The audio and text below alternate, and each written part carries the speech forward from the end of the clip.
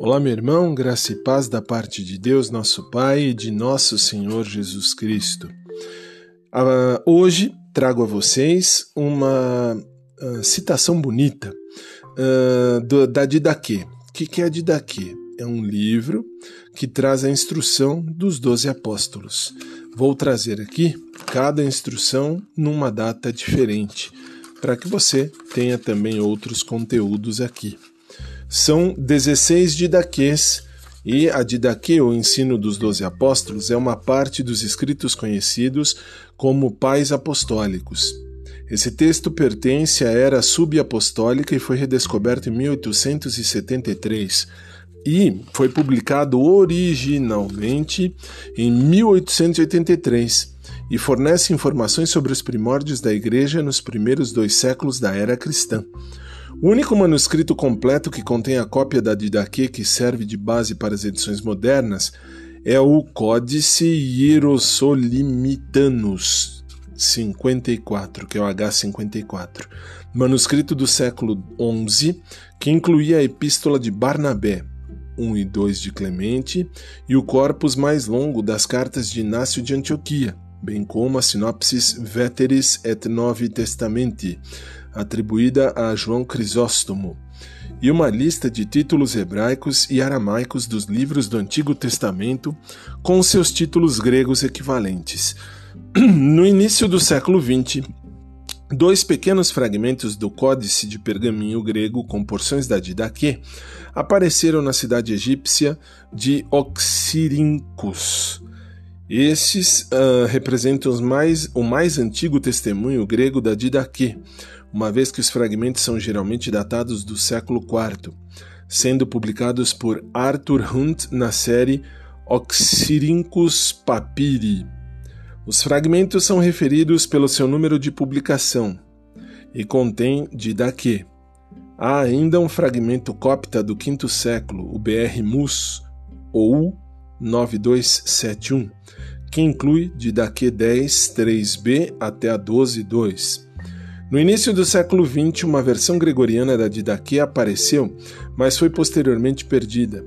Há ainda a atestação de um fragmento de manuscrito com uma tradução etíope contendo partes da Didaquê, que também se perdeu.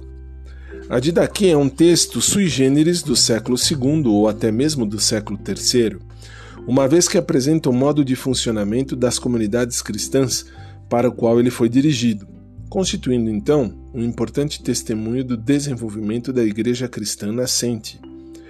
Há outros escritos contemporâneos à Didaquê, mas o ensino que temos dos 12 apóstolos, título completo da obra, tem um caráter mais prático na comparação com os demais escritos que com ele compõem os chamados Pais Apostólicos. O seu texto contém um conjunto das prescrições para a comunidade cristã, distribuídas em seus 16 capítulos, nos quais os 6 primeiros são instruções pré-batismais a respeito da ética pessoal, usando a imagem sapiencial dos 2 caminhos. Veja, por exemplo, o Salmo 1. Os capítulos 7 a 10 abordam o batismo, aqui da Didaquê, o jejum, a oração e a refeição comunitária.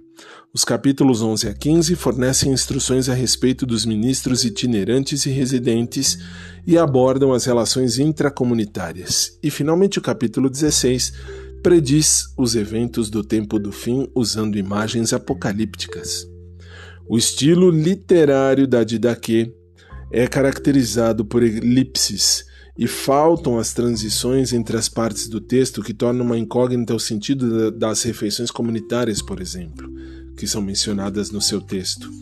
Além disso, os papéis dos apóstolos, profetas, professores, bispos e diáconos parecem se sobrepor e o cultivo da perfeição é destacado no texto, ainda que haja espaço na argumentação teológica de Didaquê para a falibilidade humana.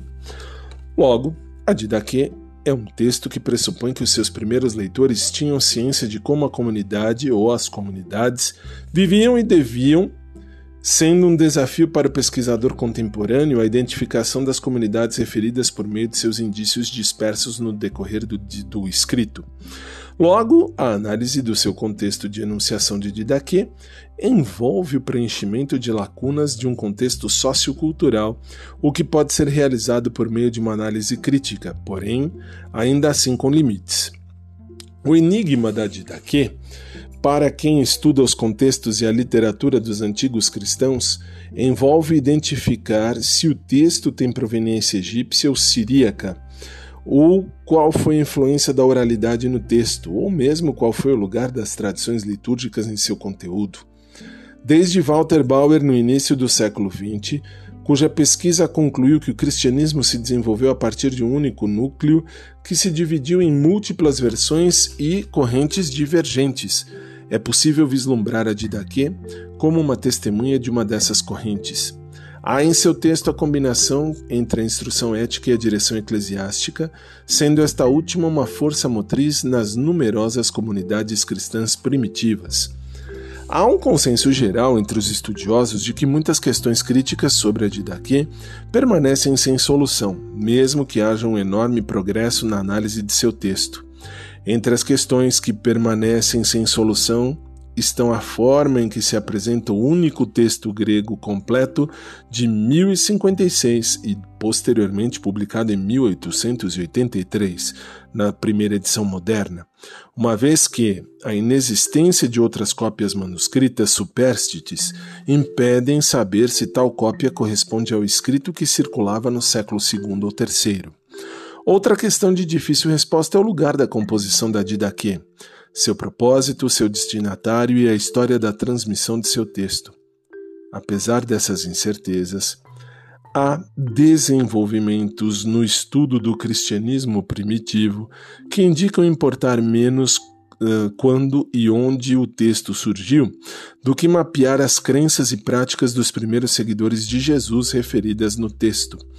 Assim, parece ser menos importante fixar as circunstâncias particulares da composição da Didaquê em uma data e um lugar específicos aí do que prestar então atenção cuidadosa em seu texto, tornando uma testemunha que informa as preocupações dos cristãos de seu contexto de enunciação, o qual se estabelece em consonância com a tradição cristã com a qual a Didaquê dialoga. Há uma convicção generalizada em torno da Didaquê que reconhece em seu conteúdo a descrição de uma maneira muito judaica de seguir Jesus, maneira que permite uma abertura aos não-judeus. Também há na Didaquê evidências de que continuou a haver seguidores judeus de Jesus ao longo do segundo século, os quais continuaram a seguir a lei judaica e cujas práticas e crenças podem ter sido bem diferentes daquelas de outros seguidores de Jesus. Isso indica que, mesmo sem ter precisão a respeito de quando ou onde a Didaquê foi escrita, há sim um contexto discernível em suas páginas. Tentar avançar mais do que isso na contextualização do texto da Didaquê implica na identificação precária de seu local de composição, que parece ter se dado em algum local do mundo mediterrâneo oriental, por exemplo, o Egito, Ásia Menor, Palestina ou Síria. Além disso, a Didaquê pode ser datada sem muita precisão. O escrito remonta a algum ponto entre a metade e o final do segundo século, ou mesmo o início do terceiro século.